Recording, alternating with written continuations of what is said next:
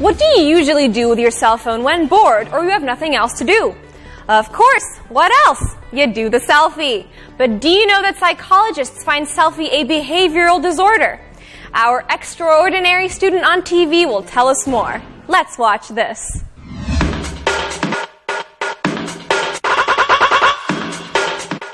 Welcome to another session with me, Galves, your one and only extraordinary student on TV.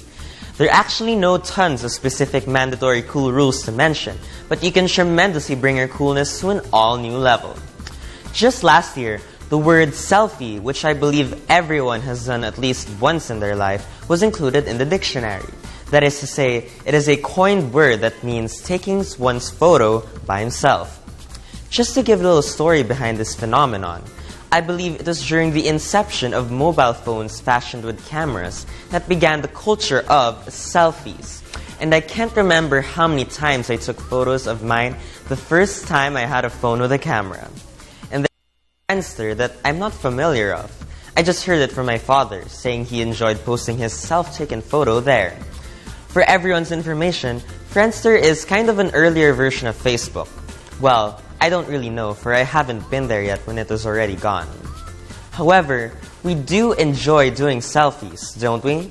We take your photo, post it on Facebook, and wait how many will give their comments and click like. It's just so cool, isn't it?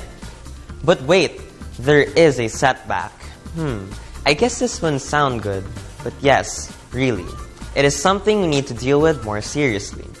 Just this year, the American Psychiatric Association officially classified this act of selfie a mental disorder, which they named it selfitis. What? A mental disorder? How could this be? The reason goes this way. They found out that doing selfies and posting it on social media sites is what some people do to make up for low self-esteem and to fill a gap of intimacy. And the thing here is, they made classifications of the severity of the disorder.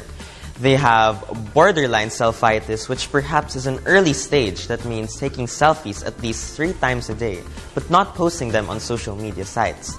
Then there is acute selfitis that describes a person taking his photo at least 3 times a day and posting each of those photos to the internet. Then the worst stage, chronic selfitis, where a person has an uncontrollable urge of taking his own photo round the clock and posting each of those to social media sites.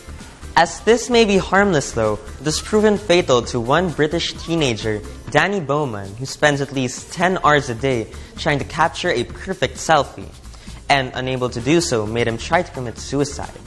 His condition was so bad that he kept himself inside their house for 6 months.